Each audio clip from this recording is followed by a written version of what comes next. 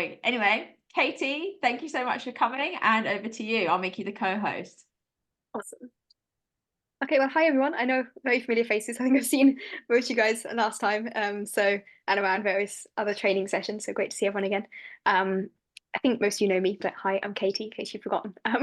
And today I want to talk a bit about sort of how to boost your post in the algorithm. The commenting strategy is one part of that. The sort of different strategies and techniques you can use to help your posts reach your target audience through the Xiaohongshu algorithm in general. I think most of you guys are already set up on Xiaohongshu, right? Yeah. Good, fantastic. So I won't go through the basics and profile stuff because we did a lot previously. So thought today would be better to focus on like something a bit more Content specific. strategy, the messaging strategy. Yeah. Exactly. Yeah. Let me just share my screen. Sorry, I'm mumbling at the moment. I'm trying to figure out what I'm doing. Where's it gone? I'll keep an eye on the chat. I can see Yolandi.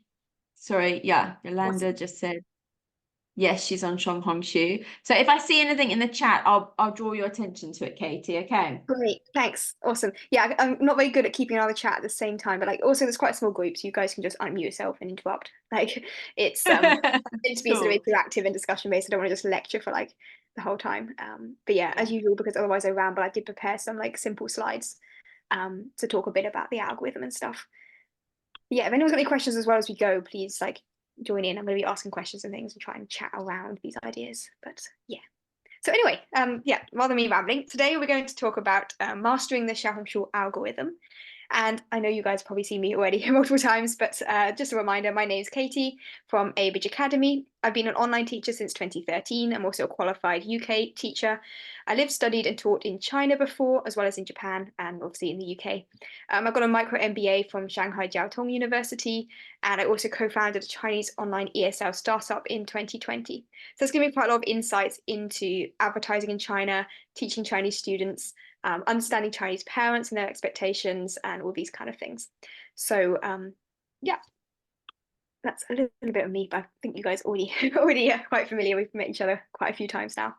But one thing I wanted to start off by thinking about when it comes to mastering the Xiaohongshu algorithm, and actually, to be honest, a lot of this is general for all social media apps that you're going to be using. They have broadly similar concepts of what is a good post. But what do you think an algorithm is actually looking for in order to decide when it's going to promote and recommend your post to other people?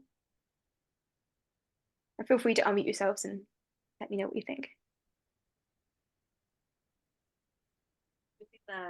What's it, SEO words? Is that right? SEO? Yeah, and what do you think that means? I should know. It's words that pop up frequently when people are searching for something. Is that right? Yeah, it can be. Yes. Good point. So SEO stands for search engine optimization, and it's designed actually for search engines like Google, the original kind of concepts of SEO optimization. I say designed, not really the word for it, but it's about mastering the algorithm that Google uses for search.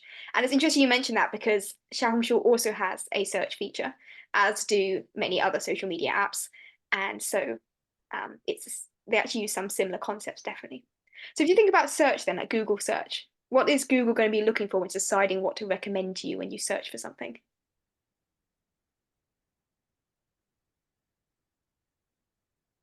I guess something that's trustworthy and liked. So like it's kind of people like it, people comment on it, people are engaging with it. Yeah, absolutely. So engagement, and particularly when it comes to social media, engagement is a really easy thing for social media apps to measure, right? Comments, likes, follows, this kind of thing tells the algorithm that people like your content, that they trust you. And it's just, when it comes to the Google example, it's a kind of analogy. It's not quite the same thing, but the way that Google decides if it trusts your website, for example, is often based on things like backlinks, like how many other websites link to you. A bit like how on social media, people sharing your post is a similar kind of concept, right? So these are all metrics that definitely look at. Okay, great. So we've got that idea then of sort of optimizing it for search. What else does the algorithm look for? Search. I know Alison mentioned keywords and obviously engagement. Why does the app even care? Why does Xiaohongshu care that it's recommending you good things? They want to keep people on their app, so they're going to recommend the things that will keep people engaged and continuing to look. Absolutely.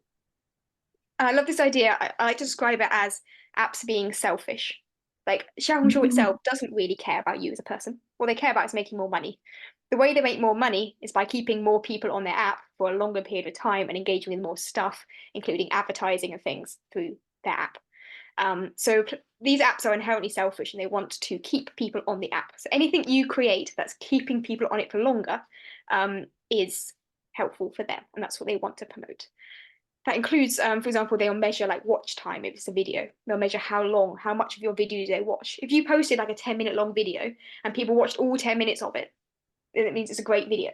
If people only watched the first 10 seconds and gave up, then they know it's a rubbish video. If that makes sense. So that's something else they look at as well.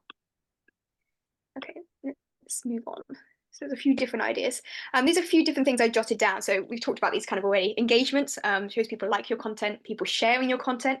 Coming back to the idea of the app being selfish, shares it particularly likes, because if they're sharing your content outside of their app, it's bringing more people to their app. So that is something that the algorithm and that the app itself really wants. And then we mentioned watch time, keeping people on the platform for more time. So that's kind of how the algorithm, what the algorithm's trying to do. I never think about Xiaohongshu specifically. It's actually got two different algorithms you need to think about. There's the recommended post feed algorithm, and then there's a search algorithm. So the recommended post is when you first open up Xiaohongshu, right? And it just sort of shows you on the homepage some different posts you might be interested in. And that's based on things you engage with and stuff like that. And obviously search is similar to a search engine, but it's got a few specifics as well. So we're going to go through two of these different algorithms. The first one being the recommended post algorithm. I know some of you might be familiar with this graphic. I think I've used it a few times before, but it shows like how the algorithm is measuring how good each post you create is and then recommending it.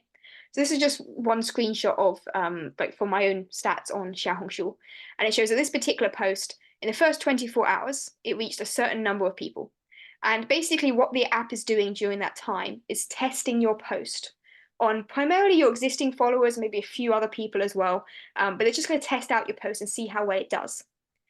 If it does well in those first 24 hours, then maybe a day or two later, it's going to then promote your post organically to a whole bunch more people. And it selects the people it's going to recommend your post to based on those who engaged in the first 24 hours. Particularly in terms of the demographics of the people who engaged and their interests and things like that. Which is why I always have a very quick important warning when I mention this.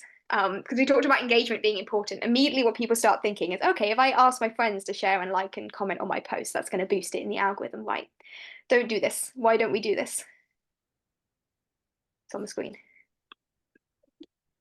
You'll just get teachers to follow you then. You don't want teachers. Exactly. You want students. Exactly. Yeah, And that's our goal is students, not teachers. So yeah. This is something I think a lot of teachers get caught up in what we call vanity metrics. It looks nice when you have lots of likes and comments and shares and things on your post, right? It makes you feel good about yourself. And if you are what you might call a social media influencer, that's someone who posts on like YouTube or whatever, and they make money based on the views on their post itself, like advertising revenue you can get on YouTube, for example. Then they don't really care who they're reaching too much. They mostly care about getting as much reach as possible. But we are not influencers. We are marketers. We are trying to sell a specific product. So we don't care at all about broader reach. What we care about is really niche specific reach, reaching exactly our target audience. And if you're telling the algorithm the wrong information in those first 24 hours, you're telling the algorithm that the people who like your content are teachers, then it's going to recommend it to more teachers because it thinks that's who the post is for. So the algorithm doesn't necessarily know who's a teacher or not, right? But they'll be measuring things like what age, what country you're from, what your interests you've picked on Xiaohongshu, what other kind of content you engage with, and that kind of thing. And they'll put together this kind of profile. So even those first 24 hours, the most of the people engaging with your content are, I don't know, age 30 to 40 from the US, speak English, and are interested in education. Then it's going to recommend to more people like that, which is like your typical online teacher, perhaps. Whereas, you know, if you manage to get more engagement with your target audience, then it's going to recommend it to more of your target audience. I'm rambling a bit, but I always felt this is an important thing to emphasize because I see this like all the time in my Facebook group. People try and be like, oh, come and engage in my post, or like for like, follow for follow, like let's boost our profiles together. And I'm like, no, because it's gonna make it worse. Like not a good idea. So yeah, we'll just see this some chat. What's the chat? What the chat's disappeared? Oh, my computer's. I'm still using my old laptop at the moment because it's having so many issues, and it's my new laptop's having problems, and this one's so slow. Okay, the chat's popped up. Recommending the teachers. Oh yeah, you guys all commented the same things. It's great. Feel free to unmute yourselves, by the way, because I'm not very good at keeping an eye on the chat and talking simultaneously. Can't multitask. Okay, so we've got the idea of how the algorithm works. I want to talk a little bit about how you can boost engagement. Now we understand how the algorithm works, because we have to get as much engagement as possible with our target audience in those first 24 hours. That's going to be really critical to the success of our posts.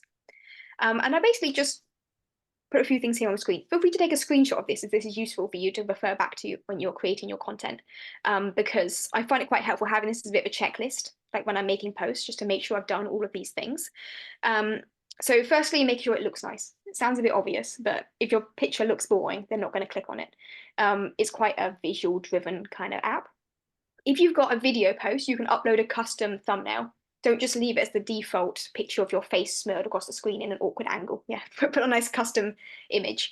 I like to use Canva. It makes it easy to create image post graphics and video thumbnails and things that look pretty and fit my sort of colors that I'm creating. Colors, I mean like your brand. You're creating a kind of brand for yourself. So if you always use consistent colors and images and styling, people start to recognize your post as well. So attractive image and an eye-catching title as well. You want a direct call to action in the post for people to like or to comment or to save or to follow or whatever. Don't mention all of these, it's too overwhelming, but tell them to do one specific thing that's going to get some engagement with your post. That could be a really simple, did you like this post? Please give it a like. Right? And if anyone watches things on YouTube, who here has watched something on YouTube and seen someone say that in a video? Right, exactly, all the time. Like, everyone on YouTube always says, don't forget to like and subscribe in their videos. And the reason they do that is for this reason, because it prompts you to do that. Very simple, but it actually really helps boost your posts. So don't forget to do it. I also recommend trying to boost comments by giving people a question, a really simple question, not too complicated, but like a yes, no kind of question or one word answer type of question at the end of your post.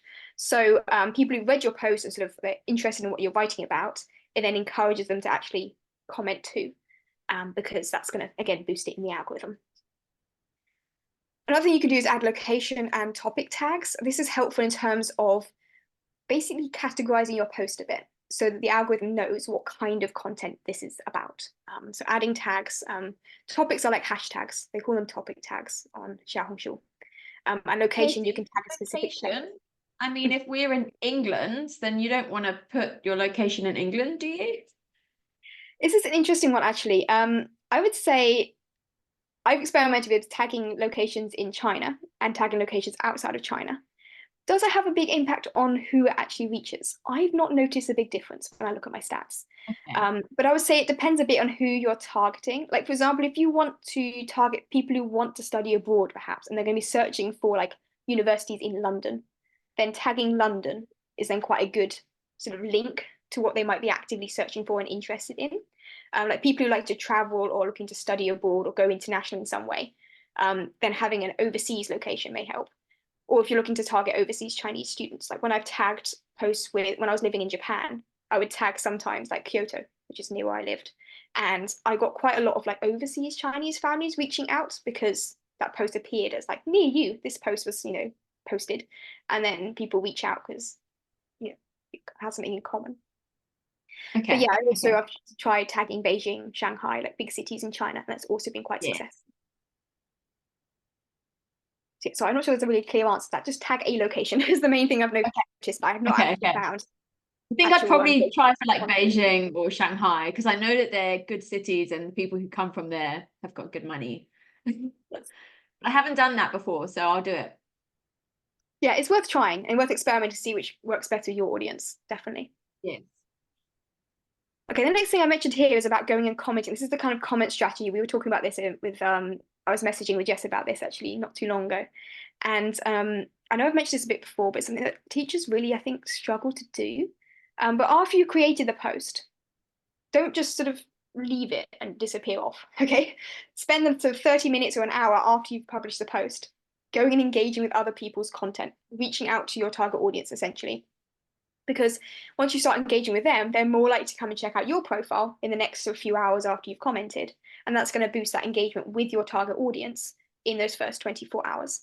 And I don't mean just randomly searching for rubbish and just typing great post or something, because that's kind of spammy, and just liking stuff. That doesn't really work too well, and actually can cause your account to get flagged if you just spam like things all the time. But search for specifically your target audience and what they might be posting for. And then commenting on them with really specific things, like watch the video and then comment with some positive comment that highlights something you really liked about the video that shows you watched it. Or even better, ask them a question about their post, because that way it's going to prompt them to respond and start more of a conversation, and then that's starting to build a bit of that sort of network, that relationship building, which then again brings people across to your profile as well. I know sometimes people ask about how to find your target audience. And yeah, I'm seeing a few faces that are nodding about this. Yeah, how to find your target audience is a big question I get asked a lot. In time, the algorithm will start recommending posts to you if you're consistently engaging your target audience in general. So it becomes easier over time. Like for me now, when I open up Xiaohongshu, it's already recommending posts by my target audience, so I don't have to go and search for it actively. But initially, you're going to have to do a bit of the sort of grunt work to get it to recommend the right content to you. So you can search for things your target audience might be posting about. For example, maybe an easy example for this would be if you're targeting university students, because like overseas university students, say, they might then post things about their overseas study life or whatever. And you can search for tags like study in the UK or international student stress or something. So people like tag certain things related to like exam stress or like homework or whatever. That kind of hashtag can help you find those posts. And you might find that the first post you stumble across from that person isn't the best post for you to comment on. You don't have something to say specifically. But if you click through to their profile and check out their other posts, you might start finding things you can engage more authentically with. So that's one thing, is to search for what they might be like posting actively about themselves. You can also go and look at your competition. I don't mean go and steal students from other teachers. That's not what but like, I mean, go and look at, say you're targeting, I don't know, young learners. So go and look at the account for VIP Kid, for Powfish, for Data ABC, those big companies, and go and see who's commenting on their posts, who's engaging with their content, and then go and check out some of those profiles. And don't, you've got to be careful and strategic about how you do these kind of things, but it's a way for you to start reaching out to your target audience, and then you want to engage authentically. Don't just spam message them or like all their posts randomly, like engage authentically with them. And the final suggestion I have for finding your target audience would be to actually ask your current students if they have Xiaohongshu, or their parents if they're kids, because then if they connect with you, that's already telling the algorithm what kind of people like to follow you, because if they follow you and you follow them back, it's starting to tell the algorithm, who you're most suited to be matched up with.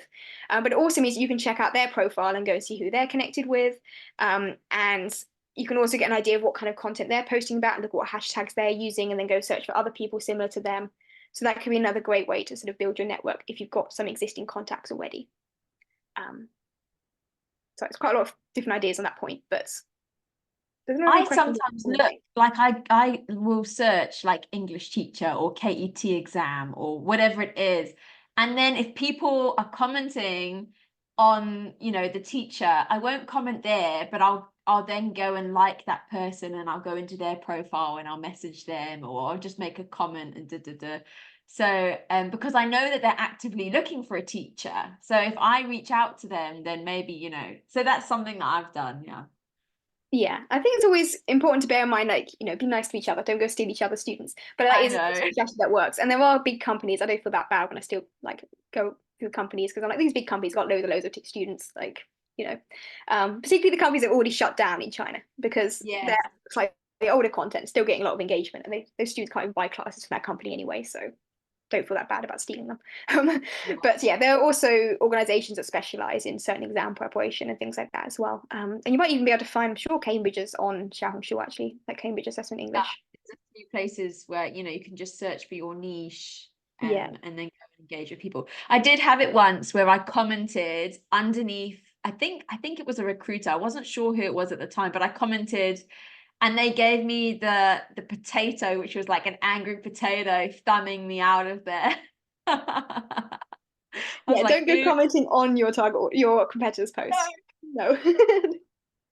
But you know what? You live and learn. You've got to try these things and figure it out. And sometimes you've got to try stuff, and if it doesn't work, it doesn't work. But as long as you don't get booted off the platform, I think that's the main thing, really.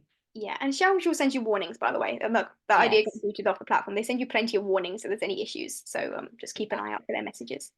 But yeah, this is sort of one thing. I think the key thing is to be authentic and engage, and hopefully what you're teaching about is something you're passionate about anyway. So it's not going to be too like, I mean, it's difficult when it's in a foreign language, but you can use a computer app to put it into to English, and then it's not too difficult.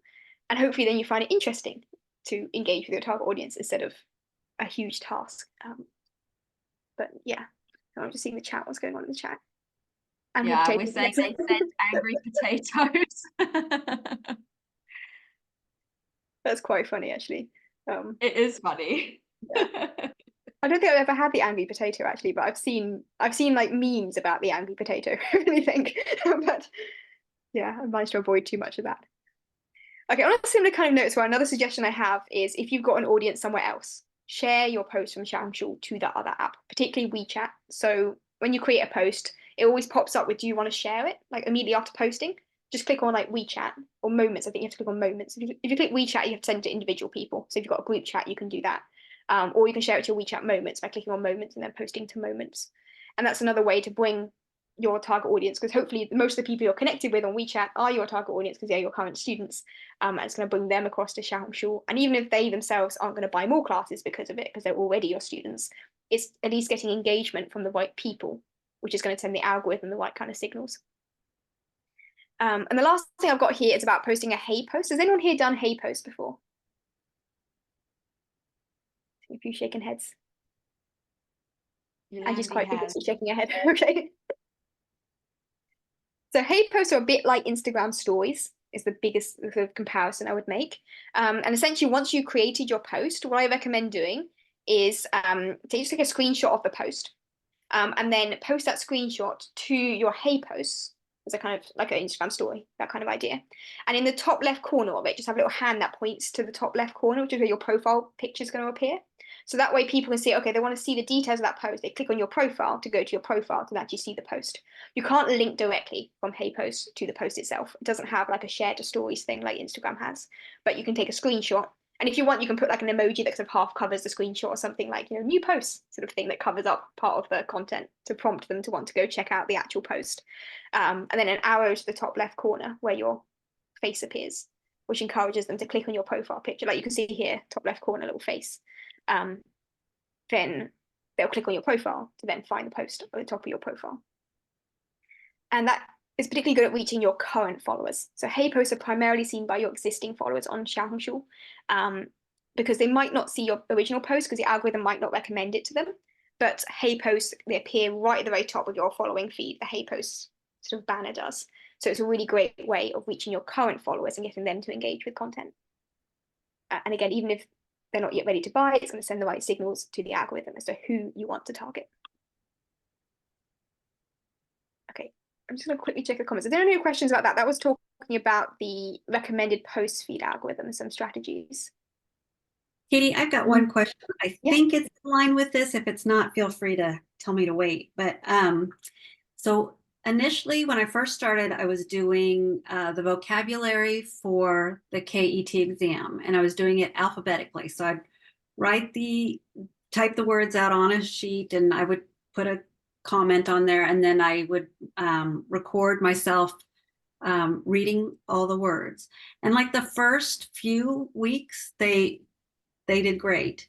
And then like the fourth week, I had 0 views or 7 views or something like that. I figured that was algorithm related, but I don't know what I did or how to kind of think that through, I guess. I think the thing is, so when you first start creating posts, was that your very first few posts on Xiaohongshu like that? Well, first few weeks. Mm-hmm. Yeah, Yes. so your first few weeks, the algorithm gives you like a sort of artificial boost because you haven't got any original followers. If we go back to that graph here, that first 24 hours is testing your existing followers primarily. But when you've got a brand new account, you haven't got any existing followers. So the algorithm's a bit nice to you and sends it to say, I don't know, 500 or so people who it thinks could be interested based on the hashtags or something. So it gives you like a little extra boost. And then depending on how well you do, then it might give you another boost later or not. But it's basically giving you a nice bonus boost if you're new. Okay. After a few weeks, though, it's going to stop doing that because it's decided if you haven't got any followers yet, then obviously your post was a bit rubbish. Sorry. So it's not going to give you that extra little boost at the beginning. Okay. That's not to say the posts were rubbish, but one thing I would recommend is creating content that is like not just stuff they can find in, say, a textbook or elsewhere online, something that's more specific to you. Okay. Because reading out words they could just get in their textbook, it's not really helping them get to know you as a teacher. And it's not really adding an awful lot of value they haven't already got from somewhere else. Like I know this post take quite a lot of work to make, so it's great, but at the same time, I would focus more on, say, like exam tips maybe, or talking about your own teaching experiences, or some challenges your students struggle with and how you help them with that specific challenge. Things like that that are hard for them just to read out of a textbook. That's a little bit more personal. That would be my recommendation. That's a great tip. Thank you. I appreciate that. No worries. Glad that helped. Yeah, I don't want to say your post about it, so that's the wrong phrasing. I mean, like people tend to engage better with content that's more personal, I would say, on Xiaohongshu. Yeah, cool. Any other questions about the not search algorithm, the other one, the recommended post algorithm? Emma. This is to do with Xiaohongshu, but not necessarily what you were just saying. I'm just wondering because so far I've only done one post, so I still haven't got any followers. I got 2 likes and a star thingy. What does the star thing mean? Oh, the star is a collect. It's like it's a bit like saving. You know, on Instagram you can save a post and it kind of saves it in a save post section of your profile. The star is Xiaohongshu's equivalent of that. So it saves it to what they call a board. Actually, it's a bit like a Pinterest board. Does anyone here use Pinterest?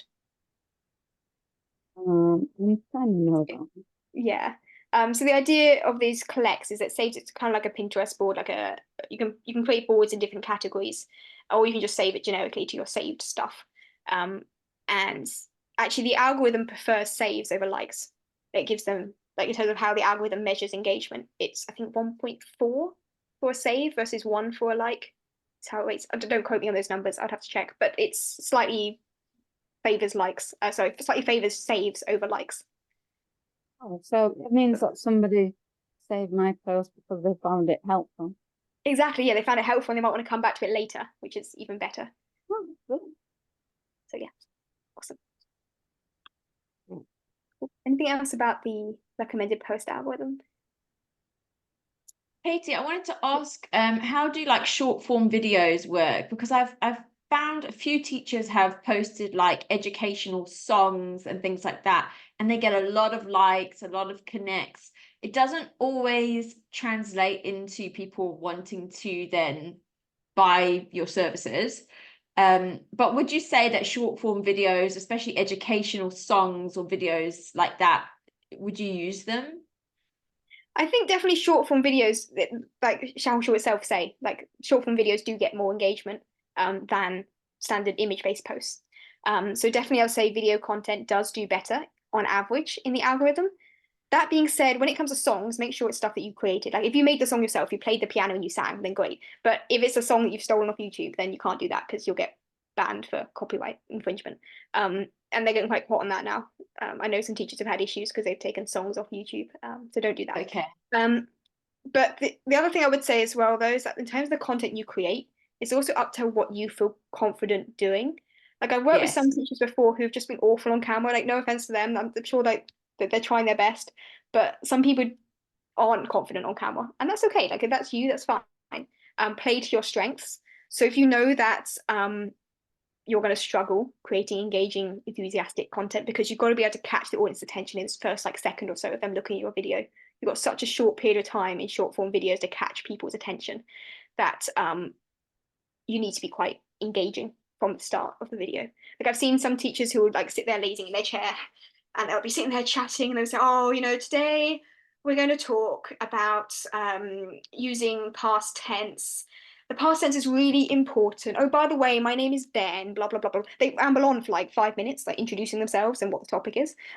Yeah. So if you know you're not great at short form video, spend a few days browsing on TikTok or something first to get an idea of what catches people's attention quickly. That's Yes. generally my recommendation for short form video. Like, go procrastinate on TikTok, get an idea of what stuff catches people's attention really quickly. The TikTok algorithm is so good at picking out content that goes viral. And then use that that kind of idea. Yeah, so yeah, Okay. short form video does do better, but you have to be good at it. I Okay. have to admit, I'm not very good at video. I'm not bad at video. I do YouTube and stuff. I try, but I don't enjoy creating short form videos. Like, I find it difficult to get that engagement initially, I'll be honest. So for me, my best posts have always actually just been Canva graphics, like recommended resources and things like that. So, and a few personal posts that are sort of goal oriented, like working to like linking my students' goals, that kind of post. Okay. Posts rather than video. But yeah, so it depends on what you'd like to create. Sorry, that was a long answer, but yeah. No, it's good. It's good to kind of unpack it, because I also don't love video, and it takes so much longer for me to create video, and I overthink it. And as a girl, it's like, I want to put my makeup on, I want to do my hair. So it's like this whole thing of like, if I want to do video, compared to like, okay, rather just do 10 different posts that are maybe images and get them out, you know? Yeah, exactly. The video definitely takes longer to create. So it's good to have a balance. Try out different things, see what works best for you. Yeah. Cool. Should I talk quickly about the search algorithm? Because actually it's quite similar, but it's got some important things to think about when it comes to creating your posts. With the hashtags too, yeah. Yeah, that kind of comes up here. So when it comes to the search algorithm, this is when you're actively searching for posts rather than the app randomly recommending you stuff.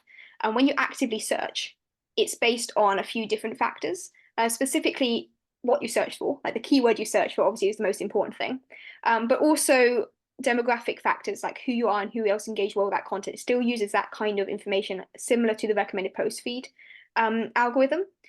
And it also links into hashtags, like for example, posts tagged near your location are more likely to show up if you're searching for something that is a location specific kind of category.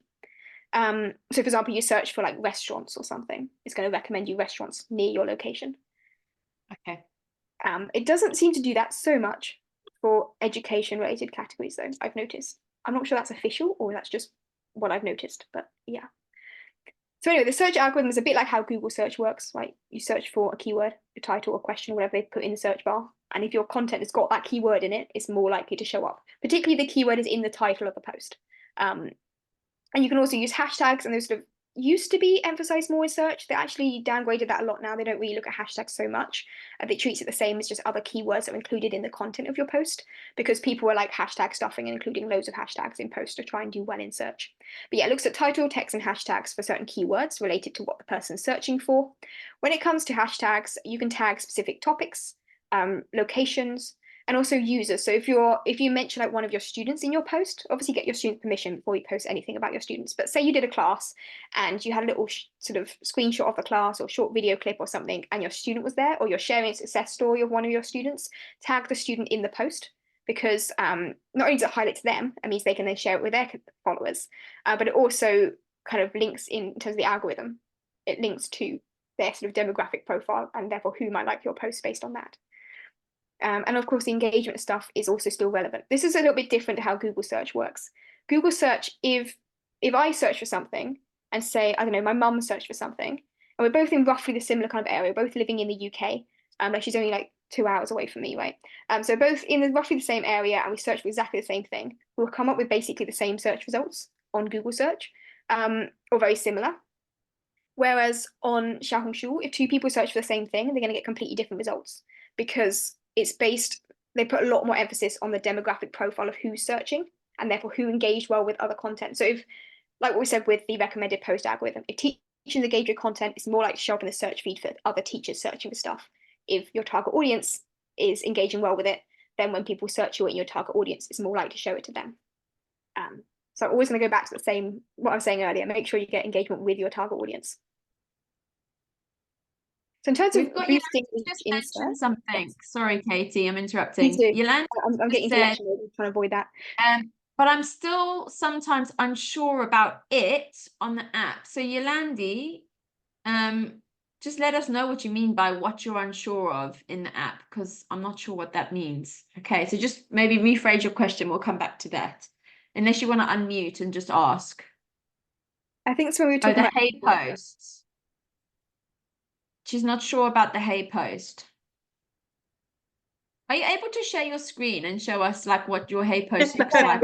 I'll show it on my phone. They don't show up, unfortunately, on the computer app. Yeah. Emma said, does it show to publicly or only followers? Only followers. It only actively pushes it to followers. There is actually a recommended hey post thing. It's like buried in this like weird section of the app, but no one looks at it, so it's useless. It's only really followers or people who are looking at your profile. You can sort of collate highlights on your profile, and you can use the hey post there as sort of collated highlights. But yeah, let me just stop the screen share. I can show you. Yeah, so this is when you first look at the app, okay, and you go to, oh, it's not showing up very well. So this is like the home page, right? At the top of the home page, if you click on follow, it says post hey at the top here. And if anyone you're following has got hey post, it appears a little round circles, exactly like on Instagram, along the top here. There'll be like a row of little circles of people's hey posts at the top that you can click on and look at it. Apparently none of my audience are posted haze. People don't use haze very much, and they really should, because it's look how much it is highlighted to people right at the very top of your like homepage. It's right there. So there's a great place to reach your current followers, because it'll be right at the very top, highlighted to them, in front of everyone else's content. So it's like prime location. But yeah, you just click on post hey here, and then you can post a hey post. So it's under the home page, and then you click on follow. I know that inside of our course, you have got about 2 or 3 lessons on hay posts. Yeah. So do check those out. I just want to show you as well what it looks on the profile. If you go to your actual profile, and at the top here, you can see this line of little circles. Those are my hey posts. Yeah. And they're in categories. It categorizes them according to the category you pick when you first create the post. You can't organize the categories later. So when you create the hey post, you can pick a category that's in at the point of creating it. And then it'll automatically save it to these like highlights. And you can delete them from highlights if you don't want that hey post to be there anymore. But otherwise, that's it really. So it's quite good also if you're posting like testimonials, for example, or like, I know, class clips or things that's slightly more promotional. You can't post directly promotional stuff on Xiaohongshu, but you can post kind of slightly promotional stuff like a testimonial, class clips, feedback from your students, or something that's sort of more specifically mentioned in your classes. And then it'll categorize at the top here. You can pick a category like class insights or something. And then people, when they're checking out your profile, because they want to actually know more about you as a teacher, which means they're a bit more of an interested follower rather than just someone who stumbled across you, it helps us sell things a bit more, because it reaches. So Katie, I'm looking at my phone right now, and that hay post is not popping up. So have you posted any haze before? No. That'd be why. So go to your homepage. Let's all do this together. So everyone go to your homepage, get your phone out, let's do something together. Yeah, homepage. Go to your homepage. And at the very top, click on follow. Follow, yeah. Can you see the post hey here? Oh, that's why. Okay, yeah, follow. If you click post hey.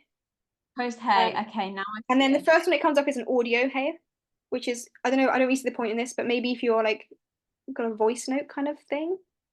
Okay. I don't know, but you could just scroll along and select different kinds. Like they're basically different templates.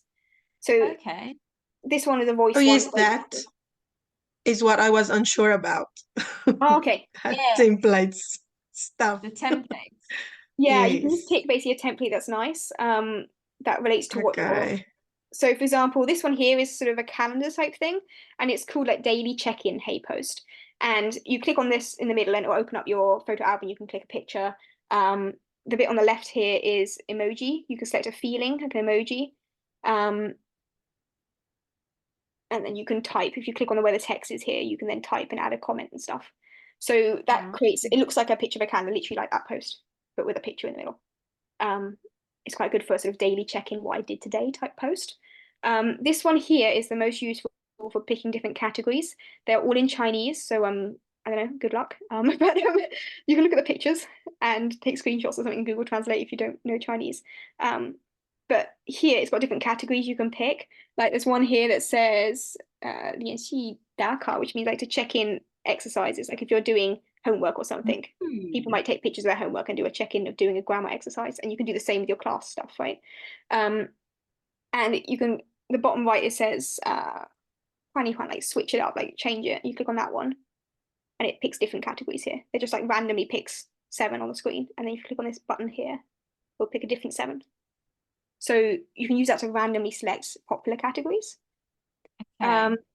If you scroll further to the right, it just shows you the last category you used. So if you're always creating posts in the same kind of category, you can just use that and it will just use exactly the same of what you did last time. But obviously, As a different teacher, I mean, which one do you think would be best? I can see there's one writing. Yeah, this next one is writing. Delete the question at the top because this is like a random question of the day. They're like weird philosophical thought questions. Just close those and you can write some text. That's good if you've got like a special offer or something maybe. But again, I'm not a big fan of posting super promotional stuff. But if you want like a text thing, I don't find it very useful. The last one's just a picture. Like here you can see my wonderful face. So let's just take a photo of what you're currently looking at. And then what was the last one? Oh, let's take a square picture. Okay. Oh no, this was one more is like sending it to a specific person, like a friend. It's a bit like Snapchat kind of, but not. I don't Okay. use it, so that's not useful. The most useful I would say is this one, if you can find relevant topics, or this one if you want like a calendary kind of style look, or in fact the one where you just take a picture or you can upload it. Oops. I'm trying to do this with like my photo mirrored. Upload a picture. You click here and you can just pick a picture of your photo album or whatever. You can then select your own category and stuff, which is quite useful. Very cool. So yeah. Katie, will you do one more time? This okay, so this is what mine looks like. I didn't ever see you get there. Does yours look like that anywhere? Yes, yeah. So if you go to the app and then you've like on the home page, you go here. Oh, sorry, home page. Cool. My app updated recently, stuff's moved. Yes, those 6 boxes at the top basically are different types of Hey Post. So the first one is that new square thing that's like sending to a friend. The next one is you can kind of tell from the icon. The icon tells you, like, you can see the orange one. It's got like an audio icon on it. So that's the audio one. So it's the same thing you had. It's just set up a little bit differently. Is that right? Yes. Have you got? Is that an iPhone? Maybe. Yes. That might be why, because I've got an Android phone. Mine used to have that, but then bizarrely it updated recently, and it no longer has that, and now it just has Post Hey instead. So. Oh, okay. Okay. I think that's really great that we could do that with you because I was also a bit stuck on the Hey Post. I never quite got it. So it's good to find it because I think I only ever looked at explore and I didn't go to that follow part. So that's excellent. I will be playing around with that now. Yeah. Hey Post I think is really useful, particularly for engaging with your current followers. So they're slightly more warmed up leads because they're already following you. Okay. So yeah, and it's also quite nice to have nice collated highlights on your profile of like key things you want to emphasize to people when they first check out your profile. Very cool. I can see a question. Emma's saying, should you put your Shell ID on all your posts and no one steals them? Yes, good idea. I would recommend, I know you can see on some of my posts, if I just show you an example. That's what I did recently there, so I found another cool thing. You can actually, in the stickers section on Shell, when you post a image or a video, you can actually pick a sticker that automatically puts your profile name. That's really clever. Which is quite nice, and it like lays it out in a pretty sort of thing. So that's quite cool. Or you can just type it in. That's fine, and just put it as a text on your post. I changed my profile name recently, so it's now got my WeChat ID as my profile name instead of just my name because I decided I want to steal more students. So that also works. I'll just show you one more example. Yeah, this is another example of another way in which I've done my profile ID, like my face and my name here. That way, if people take screenshots to share with people, because you can save posts, but some people just don't understand how social media works, so they don't save it and take screenshots, and so then they will forget who you are if they just took a screenshot. So that way, it's highlighting them who you are, and if they reshare it, like sometimes people repost stuff on like WeChat or something random, then you're still kind of credited, so people will still come and check you out. Under your sticker, I found it. So it's the second one along in your sticker. Yeah, it depends actually. It's not always the second one along, but it could be the second one along. It is. That is so easy. Should we walk everyone through that quickly? So I've just so basically yeah. So I just done one of the eclipse, but I used the sticker. So if you basically if you do the plus sign to do a post, choose a random picture just so that you can see what it looks like, and then in the stickers part, your stickers comes up like that, and it's the second one along. It's got the @, and then obviously it doesn't have your specific one in the sticker, but when you choose the sticker, it then pops up your ID. That is so clever. It's the one that looks like this. It looks like a kind of Yeah. square thing like that. It's not always the second one along, depending on, you might have reorganized the stickers. But it's the one that looks like it's in a kind Underneath, of squarish thing. underneath in the bottom part, go down. There you go. You just had your finger Yeah. over it. It's at something. Yeah. So that's So the first you need to click on this one here, this square Yeah. box. Sorry, this is a random picture of some cake I made yesterday. So there's this square box here. You click on that one, and then underneath you can select like different styles. So maybe you want the one that's a kind of square box one, and that will look like this. Or that's very cool. there's one that's like oh, there's date stamps and things like that, or there's an at one. Amazing. It's your That's so easy. profile ID at the top, and it has a nice sort of design. Brilliant. So you can also do Thanks that for showing us that. yeah, lots of different styles. So play around with that. I will. Brilliant. Good Shall I go back question, to Emma. we were just talking a bit about the search algorithm. So I'll quickly run through that because I think that might be worth looking at. Or does anyone have any other questions though about like the hey posts or the tagging your name thing or something?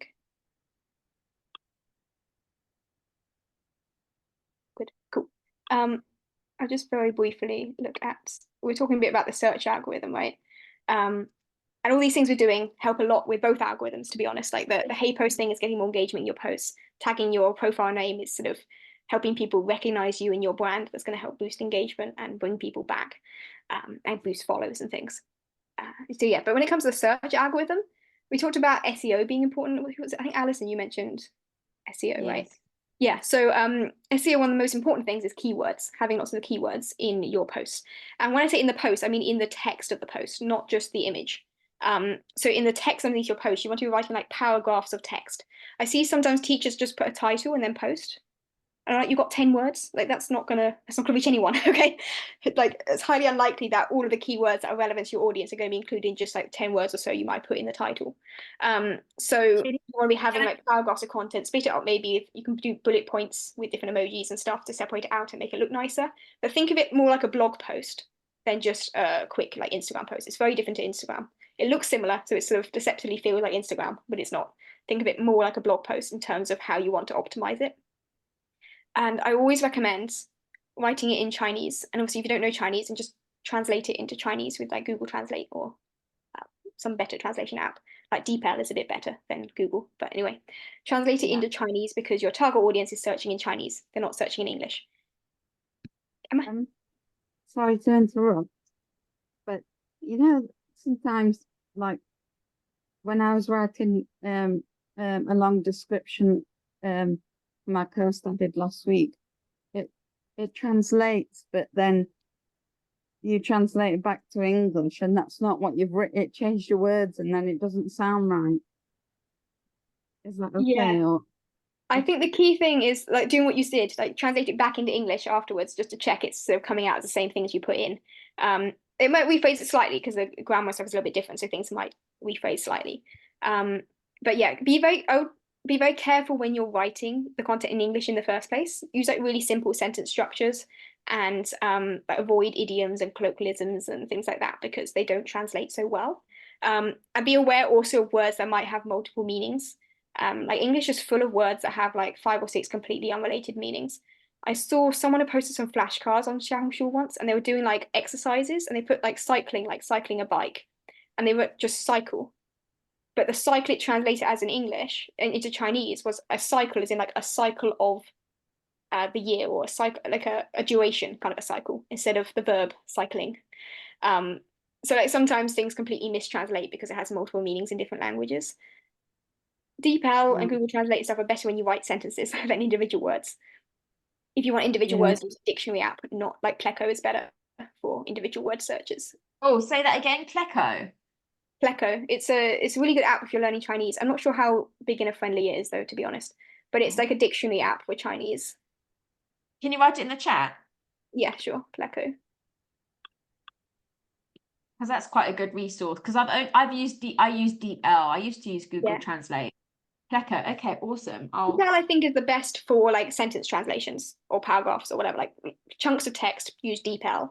If you're looking Yeah. for individual words, like you're putting them on flashcards or something, so you need an individual word, or you're making like a vocab list, then use Pleco, because Pleco shows you all of the possible translations for each word you put in, example sentences, and like explanations of different sort of usages and things like that. Is super, super useful for understanding words that have multiple different meanings, because every language has got different ways of interpreting Yeah. things.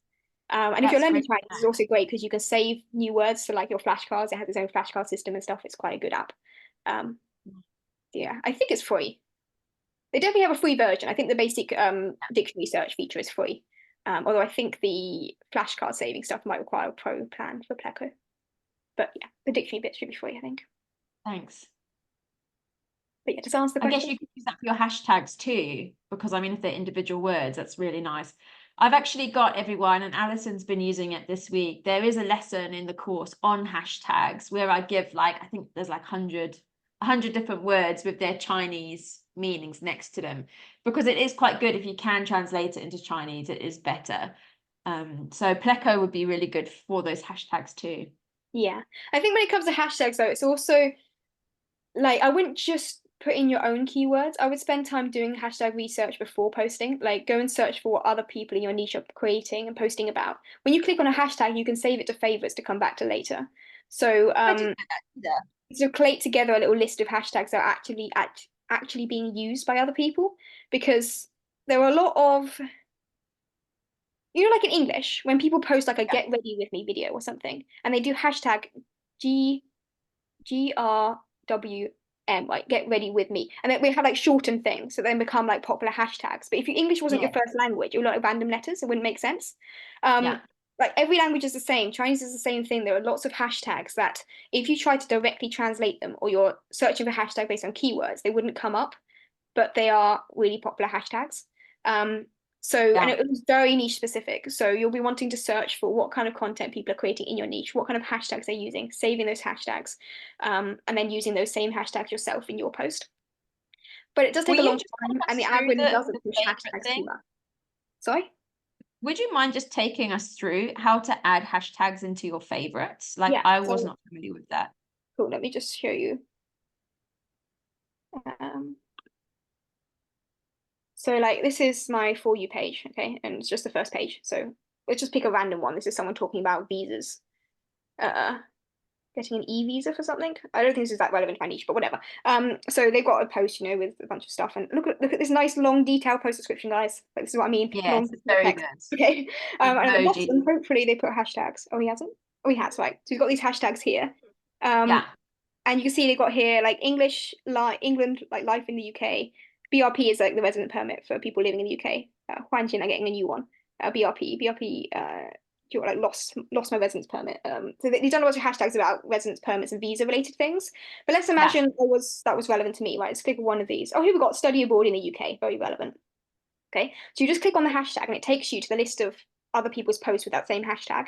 There's also the option to post now. If you just want to use that hashtag directly, you can just create a post and it'll put it on automatically. But also at the very top there, you see where it says collects? Brilliant. You collect it, it then saves it, so that like, then when you come to create your own post, it appears in the list of like recommended hashtags you can use. Yes. So you can use that. So if you just like spend time when you're bored, I don't know, browsing stuff on Xiaohongshu and seeing what other people are posting and what hashtags they're using.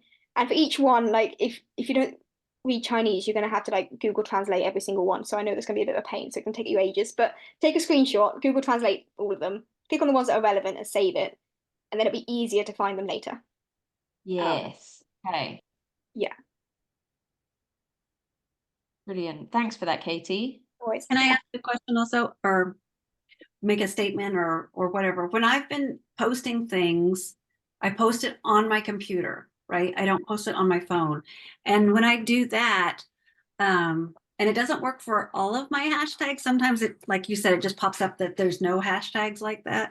But sometimes like if I put in hashtag KET, then I get this whole long list of potential hashtags to use, and it tells how many, I don't know, how many, whatever. It tells the amount of users, I guess, that you have used it. So is that, am I on the right track using that? Or okay, yes. okay. Yeah, so that's really good. So it recommends you related hashtags according to what keyword you start typing in, right? And if you're copy Right. pasting it across, if it's like a Chinese keyword, it will start recommending hashtags with that keyword in. And the Yeah. little number next to it is the number of posts that have used that hashtag. Yeah. And then it also translates it to Chinese too, Yes. the hashtag. Okay. Okay. I mean, check before you post that it's kept it in Chinese. If you're using it on your computer, turn off Google Translate before you click post. Otherwise, it will post it in the garbled English mess that Google Translate translated your Chinese back to. Really? Oh, Yeah, that's be really interesting. careful with that. Just double check before you post that the content is all in Chinese and the hashtags are still all in Chinese and stuff like that before you click post. At the very Okay. final step, just turn off the Google Translate before you post it. Okay.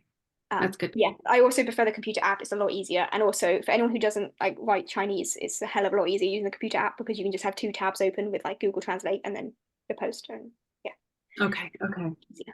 I was gonna say what you mentioned about the hashtags. Focus on those, I say, with around 10 to 100,000 is the number, because you don't want like super, super competitive, because then too many people are posting all the time, your post will get buried.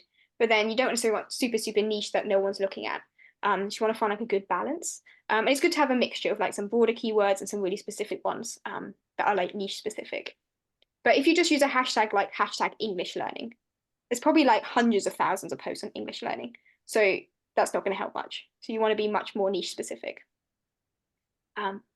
Yeah, just in general, focus on your niche is what I say. Like all of the posts you create, all of the content you produce, all of the other accounts that you engage with, make sure you're always focusing consistently on your niche, because the algorithm relies so much on that sort of information in order to promote your posts.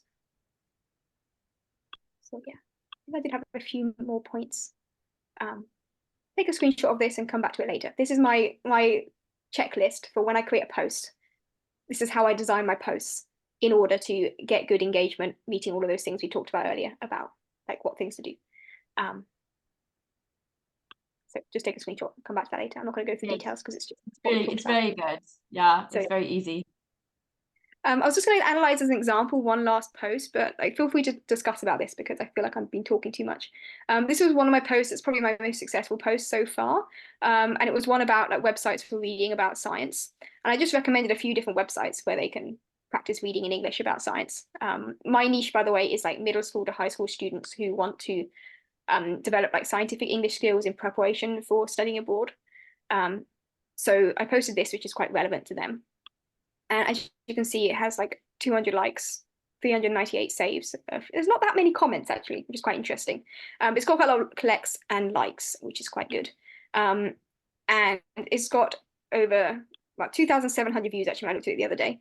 It keeps going up. There's this post I made probably 2 years ago now, and it's still getting views and likes and engagement. That's really great. Yeah, so content that does well for search continues to do well like organically longer term as well on Xiaohongshu. It brought in a load of new followers, also brought in a load of new trial class students, which is the most important thing we care about. So yeah, it was quite a great post. And if we look at the analytics, you can see this when you click on your post and you click on data analysis, you can see the analytics. And it tells you some information about who is engaging with your post. This is really important to keep an eye on because it's telling you how successful you are at reaching your target audience. So here it's telling me that most people, 83% of people, found this post through the recommended posts page, like the homepage, the recommended post feed. So the algorithm is still actively recommending my post even a few years later. Quite a few people found it just looking on my profile. Some people were finding in sort of people they're following or in search and like other, which I think is people got the link or something. But so this is useful to get an idea of how well you've optimized your post.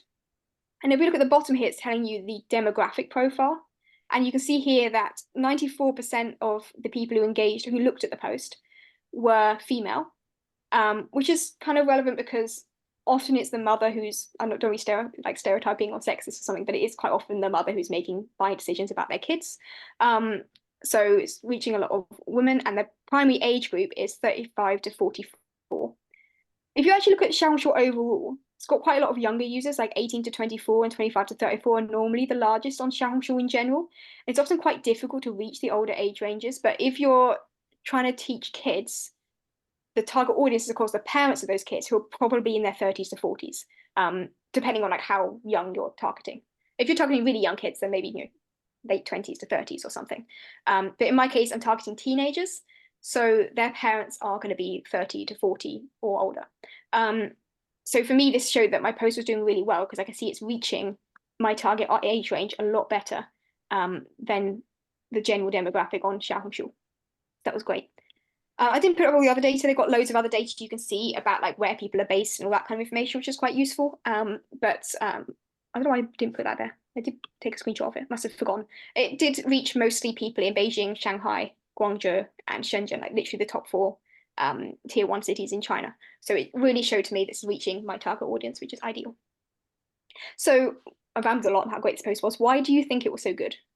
Looking at the post here, what do you think was good about this post based on what we've talked about today? So I'm lecturing a lot today. I feel like I've talked to you guys too much. Valuable. So what was that? Am I the algorithm? Yeah. What did I do about the post that made it do well in the algorithm? Gemma, what did you say? I heard you say something. What did you say? Yeah. I was just saying it's valuable. Valuable. Yes. Absolutely. Thanks. So it's very relevant to my target audience, right? My niche. And it's valuable to them. It's adding value, something they're interested in, they're learning from. Absolutely. I think that's the number 1 requirement when we make posts. Is like, is it actually useful for your audience? Cool. What else is good about this post? Thinking about what we talked about In today. the chat from Lisa, she says it's visually appealing. Good. Yes. Thanks, Lisa. Yes, I use like nice bright colors, and I use these same colors, by the way, quite consistently on my posts. They're kind of like my brand in a sense. So yeah, quite visually appealing. It's nicely laid out. This was just a Canva. Like I made this in Canva quite easily. Good.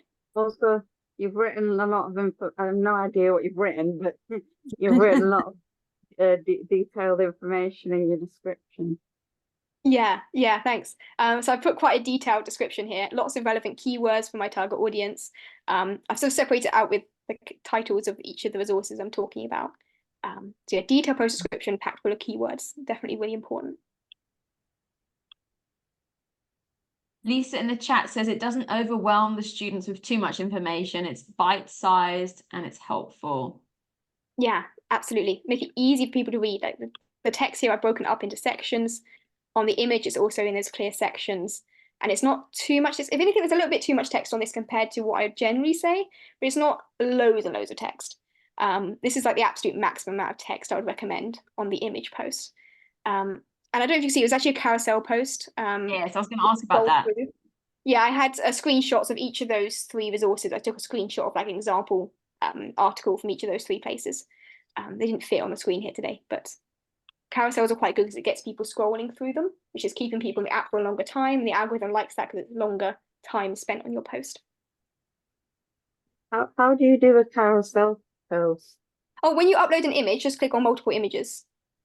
Like you just click the checkbox next to the image and just click like 5 of them or something. Yeah, it's not like a different category as such. They're all, you just click the plus button and then you click on like the images you want. Before you click next, you can select as many as you want. Okay. Actually, I think there probably is a limit, like 10 or so, but yeah. Cool. Great. So yeah, I think the main things you're saying, like lots of content, lots of keywords. I used like relevant hashtags. You see, they're quite specific. I mean, they're quite long, if that makes sense. I haven't done like really short hashtags that are more broad, like English learning or something. I've got here English leveled reading, science reading,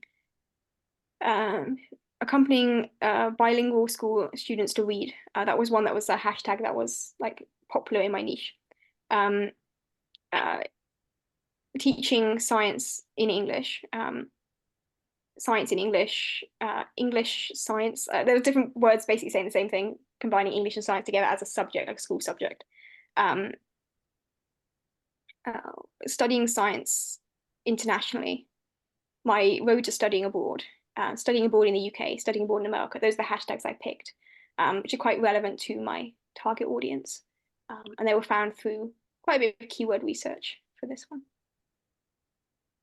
Lisa's asking in the chat, Should you put your Xiaoshu ID on all your posts? Yes. Yep. I think you might miss that. So yes, like I've got in the post here. Can you see my ID? It's like on the screen here, KT0795. I put that with my face on the post. I definitely recommend doing that.